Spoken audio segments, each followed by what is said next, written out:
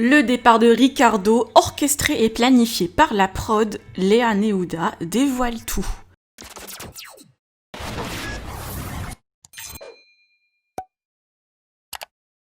Hier, dans l'épisode des Marseillais versus le reste du monde, Ricardo a quitté l'aventure après un coup de fil de sa femme Neouda qui lui a demandé de rentrer.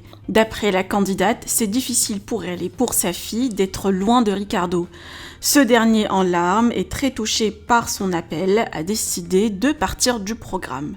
Mais voilà, certains internautes ne croient pas à ce départ précipité et pensent que c'est une mise en scène. Léa Neouda décide de tout dévoiler, je vous laisse avec sa story. Alors selon vous, la prod serait-elle derrière ce départ? Partagez avec moi vos avis en commentaire et n'oubliez pas de liker la vidéo et de vous abonner à la chaîne. Ça m'embête autant que vous là, c'est ce qui se passe là, ça fait un peu comme à l'époque dans Moundir, quand j'avais dit à Ricardo, ouais, j'aimerais que tu rentres, nanana. Alors sachez qu'elle est dans Moundir, encore une fois, je vais dire la vérité, désolée pour les prods, c'est pas contre la prod ou quoi, mais c'était monté, c'était totalement monté, c'est-à-dire que j'avais pas réellement dit à Ricardo, oui, s'il te plaît, rentre, c'était monté pour le show, etc. J'avais accepté de le faire, j'avais pas de caractère à l'époque avec les prods et tout, donc je disais oui, voilà, machin. Ensuite, pour ce qui est de pendant qu'on était en tournage, effectivement, j'ai été éliminée. Sachez que Ricardo, 2 jours avant, 1 jour avant, il faisait que me dire « je veux rentrer ». Je vais partir, je veux rentrer, je veux rentrer. Quand je me suis fait éliminer, il m'a dit « je pars avec toi ». Je pars avec toi, je lui ai dit « c'est mort, tu ne pars pas, tu restes, tu ne pars pas ». Ricardo, comme vous pouvez le voir, il était vraiment pas bien dans l'émission. Il a vraiment eu du mal, etc. Mais vraiment. Du coup, il sentait pas le truc. Du coup, moi, je me suis fait éliminer. Vraiment, il dit, je vais pas rester sans toi. Qu'est-ce que je vais faire tout seul sans toi, machin, machin. J'avais dit, non, reste. Et Rika, il va vous confirmer ça. Au final, je suis partie. Ça avait l'air d'aller. Franchement, je vous dis la vérité, je voulais pas lui montrer que j'étais pas bien. Mais au fond de moi, quand je suis partie, que je lui ai dit au revoir, j'avais l'impression que j'allais mourir.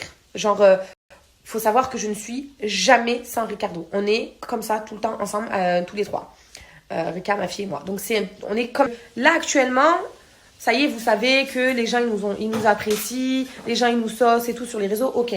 Mais nous, quand on était en tournage, il n'y avait pas du tout ça. Nous, avec Ricardo, on était encore, dans notre tête, c'était, ok, on s'est remis en télé, mais les gens, ils vont pas nous rater. Ils vont être encore sur le coach, ils vont nous critiquer, ils vont critiquer le couple.